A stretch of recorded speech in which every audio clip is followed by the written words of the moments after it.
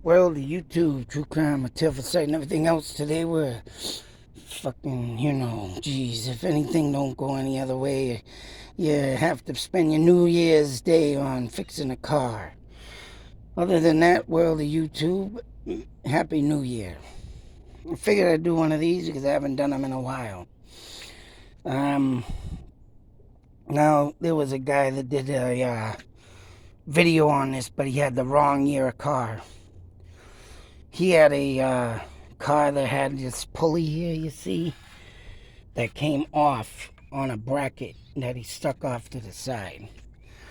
So when you see a Honda Accord video 2013, you make sure you look at the year, because you ain't going to get the accurate thing to take your alternator off. Now, I've already got the new alternator in, but I figured I'd show you what you do to take off the alternator. First off, you need to disconnect both battery cables.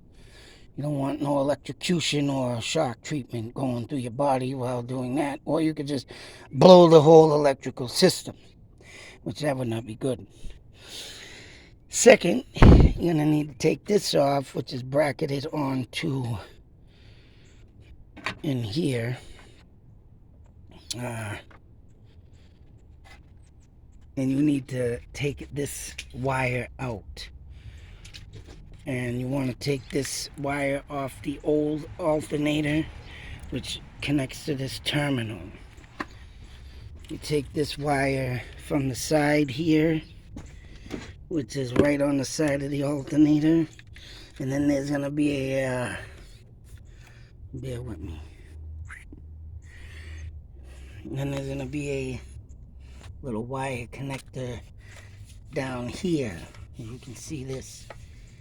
You're going to you have to take that off, the terminal off, and once again, this off, all clips off. This one is a pain in the butt.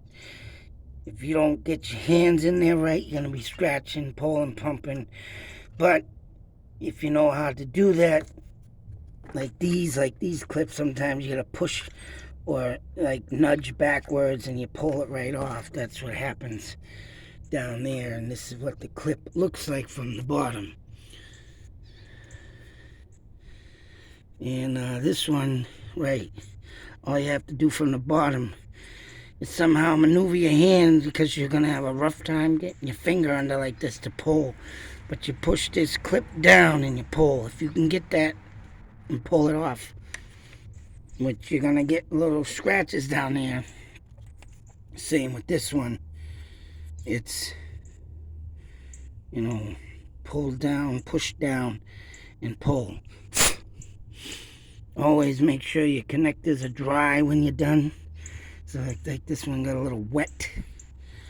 It looked like it was wet when I took the damn thing off, but then we're back to this thing. This thing here, like this one, all you need to do is push this clip down here, pull it down, and this will like back off. And then you just wiggle this out. Careful you don't mess up prongs. As you can see, the bracket here, which this bracket here, you're gonna see the bracket mount here. You take that off and you have a bracket mount up here, which that will connect to, how does that connect? I mean, you will see it anyways. I think it connects on to this somehow, or somewhere in here. But you will see it, and you just got that bracket. Take the nut out, break the nut off down there, like I showed you, and pull it out. And like you need this wire off so you can put this up here, or you're gonna have it hanging around in here, and you're never gonna get that out.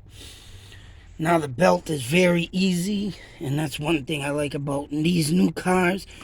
And even back in the day, the alternator wasn't too bad. Changing it is better, but you got your little, this right here is the wrench that, the tension And this is easy. All you do is put your hand on it. Make sure you get some, I want to say some cushion. I mean, I found this old armchair thing that I cut up. My chair broke and it was just hanging on the ground because a pug was biting it. Playing with the pug with it and everything. But it was used to be pushed on this. But anyways, you take this and you got to push with forward like this. You got to push it forward and the tension. And if you can see the pulley moving, that's going to get your tension off the belt to release it, and the belt will come off. Now, what is a big pain in the neck, but I just did it and got it in one shot, is when you put the, you got to make sure you get that 14mm bolt. 14mm bolt down here. You can see the, yeah, dang it. It's hard to get the camera in there. See right here, I got the socket on the bolt. Now when you push this with the wrench, the tension towards the back firewall of the car, this is going to push forward like I just showed you. It's a 14mm bolt that you got to put the socket on. Once you get that socket on, you can release the tension and use it so the socket and ratchet don't fall off. But be careful, because if you only want to do that to break it. Break the bolt from the tightness. Because if you unscrew it with that, you can go too far back. Because you do need this to break that bolt. And you need it to get it off. But make sure you take that. Once you loosen it, you can feel it loosen. You're going to have to take the ratchet right off. Because you go too far back and you get the ratchet stuck on the wall. So once you loosen that, you can, feel the ratchet real loose and the bolt loose. Take that off, take the ratchet off and try and spin it either with your fingers or your, and you're going to have to stand, which is back towards the driver's car, and you have to squeeze in like this. Make sure your right hand, because if you try with your left, it's going to be a pain in the neck. You're going to have to try to get your right hand in there to loosen it. Because if you do it this way, you got no grip. You ain't getting no grip. You do it this way, it's aggravating. I tell you, these cars these days are made so you can just sit there and... But if you can have the patience and do it, you'll get it done. So, once that's taken off, and then you got a bolt here, and like my son forgot, and he forgot to tell me that there's a damn bracket here. Goddamn buffoon. You modern day kids. There's a bracket here, right here, that this goes into. And I think that's a 12mm. Go figure, they gotta have different size head bolts. That goes in this. So once you release, this is where that cover goes. This goes on that too, I think. Damn thing broke on me too. But I think that cover goes on this because also you'll see there's the bolt that holds that on this piece. But once you get this off and take it out, alright, you gotta make sure you don't lose that. Because I went and friggin' I didn't know my son took that off and he didn't tell me, and I was trying to put the alternator up there, and then he got this hitting the engine. And a dummy like me went to friggin', instead of asking my son if there was a bracket, but I wasn't even thinking about a bracket. Thought it was a wrong alternator, but it wasn't. You gotta remember that bracket. Because that's what's gonna reach the alternator and set it in. Another thing, right, when you get that bolt in, you gotta make sure this alternator, when you slide it in the back, it's all lined up right. Let's see if I can get that in there. You can see this, as you can see where the bolt is, as you can see the ridge there where the alternator is. And you see the crack. When you set that in there, it's going to be a pain in the butt trying to line that bolt up. But once you get in and you'll feel it, then it will slide all the way in, and then you will get the tension to tighten. As soon as you get that in, you turn that bolt right on and just hand tighten it. Then you'll be able to fit your ratchet back on the socket to tighten. And then everything that you took off, you reverse, put it back on. Pretty simple, especially these days when you want to save a few bucks. Just don't lose your bolts. Always put them in a place where you will not lose them. Always try to keep your bolts in a safe place so you don't, I've done that plenty of times in the past and ended up having to go buy new bolts because I lost the bolts. It's like, and this thing, right, when you get back in there, you got to make sure you put that on the way it came off. And of course, once again, vice versa, you take that tensioner down there, all you do is push back with the wrench. Push back, and this will easily slip on. Make sure you always check your belts too to see if there's any like ridges on the side here missing. But this is a pretty brand new belt, and you want to make sure that it is nice and thick, and make sure there's nothing missing on the ridges like chips or stuff, because that means your belt's wearing. Other than that, if you got the patience to do that, my people, hell, you change your own damn alternator. Save yourself $1,000. Of course, if you ever have the starter, which my son, does need a new one that's on the other side, but that's another whole video I'll have to check out. That don't look too bad either. Just a bolt there, bolt down there. A couple bolts hold that too, but we'll do that in another video. But like I say, make sure you get your wires backed up. And I don't know, my son did have this brought back to the place he got it, and I'm not too happy because they put in a friggin' crappy starter that I think they got from the friggin' junkyard. I'd like to show that. And I went to AutoZone, and I did want to test it because my son's been having a power problem charging.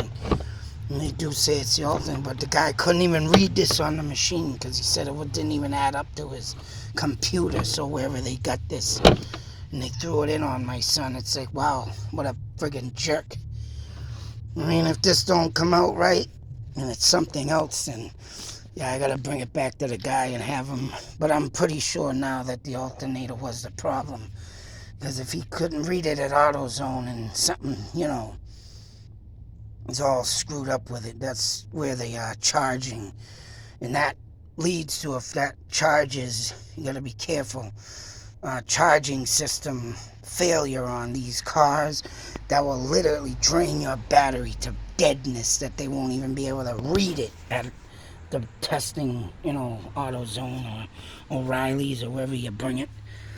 But that's about it. If anybody got the patience, time, and don't mind a few scratches on your hand, that's how you change an alternator, son. When you broke around here, we fix it. Of course, that's how my motive has been all my life, I mean, don't get me wrong, I wouldn't be able to change out a full motor. I mean, I probably could, but I'd have to write everything down to friggin' remember it. But yeah, as you can see, if there's little things, though, that you can fix, and it's, the problem, folks. And the next step on this also that I found out is that the wiring system and harnesses, if they got bad wires. But the only two see right now are these ones, and I'm hoping that ain't the problem on this. But I mean, they don't seem too bad. If they're supposed to be corroded, but I don't think they are. But they are supposed to be properly wrapped, and these weren't. That's why I know where the people where my son got this car just slapped this together. So that's what you get when you buy from a used dealership.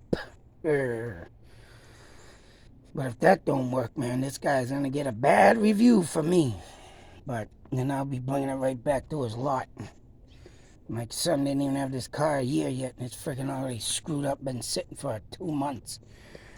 But checking it out, folks. That's how you change an alternator with Arch. A few things I picked up through the times in my life. I always wanted to be an auto mechanic, but you know what? I'm glad I didn't, because these days with these new cars, and it sucks though, because you gotta go to college, you still gotta do more schooling, and they don't want you working on these cars as it is, and I don't know, I'm just glad, because everything's so compact in these cars now, and then back in the day, they used to be wide open, you could reach everything. fix your damn car your damn self. These days, I'm even lucky to even got this done. But till our next video, folks, be safe, take care, and if you can do it, fix it your damn self. That's what I say. Out.